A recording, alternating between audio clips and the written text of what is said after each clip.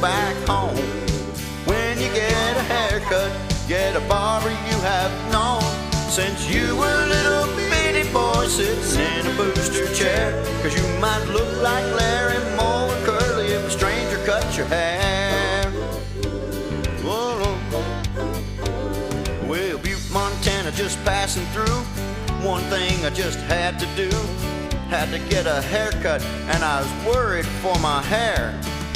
Had a feeling of impending doom the minute I stepped into that room and laid my eyes upon that barber chair.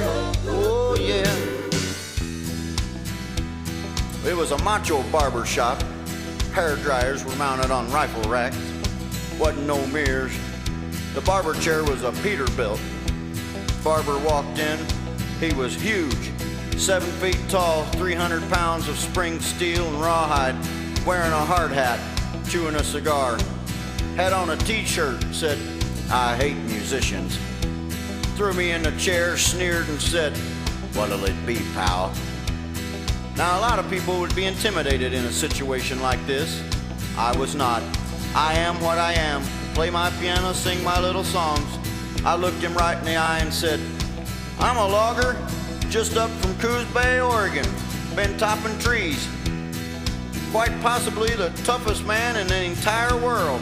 He said, "All right." He gave me a haircut. I walked out of there. My hair was gone. Made Kojak look like Bill Golden. Yeah, I had a tremendous craving to operate heavy equipment.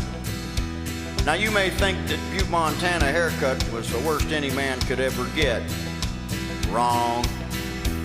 Well, a few months later I was in L.A., trucking along on a smoggy day. I needed a haircut so bad I looked like Bozo the Clown.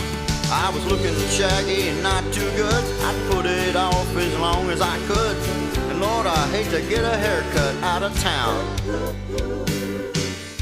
Well, I walked in and immediately realized this guy was into punk rock.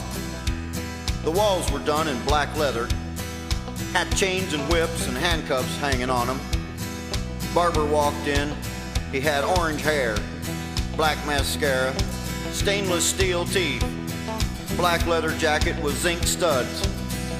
He threw me in the chair, hit me a couple times, whap whap, chained me down, threw a Nazi flag over me, said, "I'm going to tell you something that might make you a little nervous." I laughed. What could possibly make me nervous? He said, "I'm gay." No problem. I mean, I'm not threatened in any way.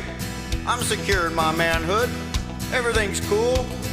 I am what I am. Play my piano, sing my little songs.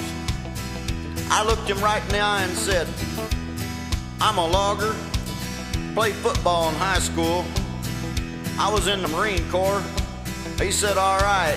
He gave me a haircut. I walked out of there, friends. My hair was purple. Well, at least that mohawk section down the middle was purple. Had a white streak down one side.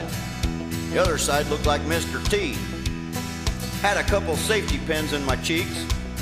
Felt a teeny bit conspicuous. Luckily, my next job was in San Francisco. Shoot, I got up there, I didn't even stand out at all. Wasn't even close. Those people thought I was an insurance salesman. Well, a few months later I was way down south, grits and gravy and hush your mouth. Hair so long I was starting to look like a man in drag. It was then that the sheriff came up and said, "Boy, you got too much hair on your head. You better get yourself a haircut or a dog tag." Well, when I stepped into the shop, I realized immediately I was dealing with a born-again barber. Don't see too many barber shops with a steeple. Had an organ in the corner, a choir. An usher led me to the barber chair. Barber walked in, started saying grace. Oh Lord, for these haircuts we were about to receive, may we be truly grateful. Dominus Bartimus, postmortem in El Brute.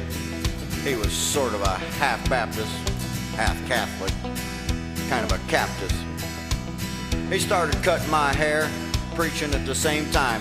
I mean, he's a wild man. Scissors and razors are flying around my head. He's talking about liquor and wild women and sex and the evils of dancing and the music business in general. Then he looked down at me and said, "What do you do for a living?" Now, I'm not ashamed of what I do for a living. Work in bars and casinos around liquor and wild women. I just play my piano, sing my little songs. I looked him right in the eye and said, "I run this church for loggers." When you get a haircut, be sure to go back home.